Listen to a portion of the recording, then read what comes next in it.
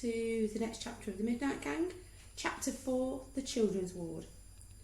Tom raised his swollen head a little to take his first look at what his new home, the Children's Ward of Lord Front Hospital. There were 4 other children in the ward. They were all sitting or lying on their beds. All were silent, and no one paid this new boy much attention. Boredom hung in the still, stuffy air. It was more like an old people's home than a children's ward.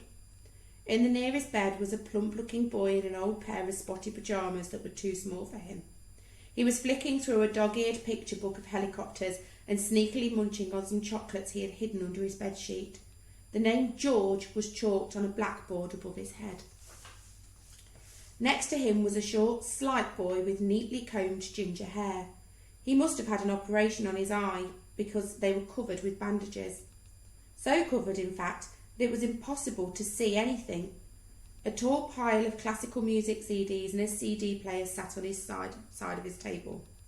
The boy's pyjamas were much smarter than George's, and he wore them neatly with the top button done up. Over his bed in chalk was the name Robin. Across the ward from him was a girl with a bob of black hair and round glasses. Startlingly, she had both her arms and legs in plaster. All 4 of her limbs were being held aloft by a complex series of pulleys and winches. She looked like a puppet on a string. On her blackboard it read Amber. Then in the far corner of the ward, away from the other children, Tom noticed a sorrowful figure.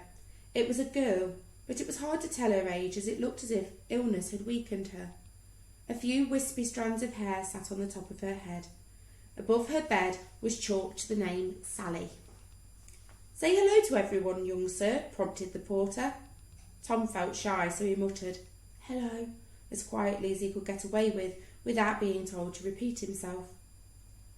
There was a vague murmur of hellos in return, though Sally remained silent.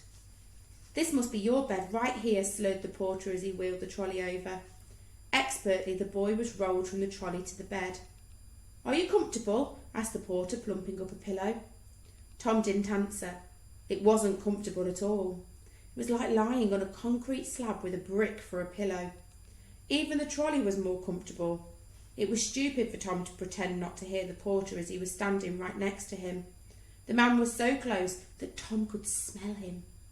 In fact, the boy was sure the whole ward could probably smell him. The man was rather pongy, like he hadn't washed for quite some time. His clothes were tired and worn, his shoes were falling apart, and his work overall was thick with grease and grime. He looked like he might be homeless. "So, this is the world's worst cricketer," came a voice.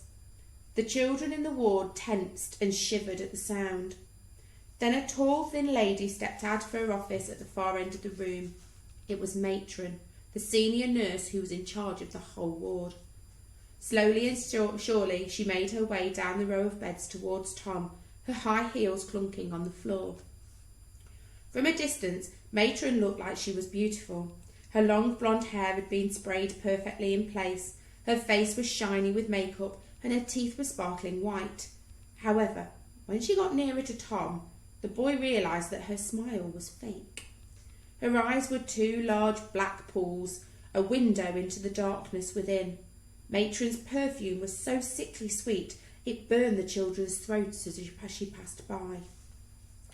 "You are meant to catch a cricket ball, not head it," said the lady. "Stupid, stupid child." "Ha, ha, ha." No one laughed except her. It certainly didn't sound funny to Tom, whose head was still throbbing with pain. "That cricket ball left a very nasty bump, Madam Matron," slurred the porter. His voice was cracking a little, as if he was nervous of the woman. I think young sir should have an X-ray first thing in the morning." "I don't need your opinion, thank you," snapped Matron. In an instant, her face didn't seem that beautiful after all, as it twisted into a snarl. "You are nothing more than a porter, the lowest of the low. You don't know the first thing about caring for patients, so in future, keep your mouth shut." The porter lowered his head and the other children exchanged nervous glances. It was clear this lady intimidated them all too.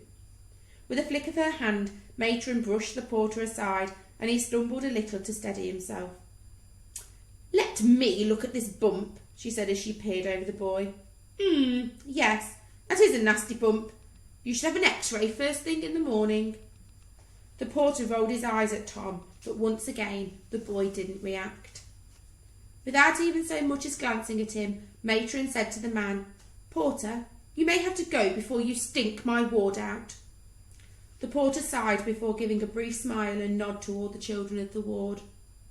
"Quickly!" shouted the woman, and the man limped off as fast as he could, dragging his withered leg behind him. Tom began longing to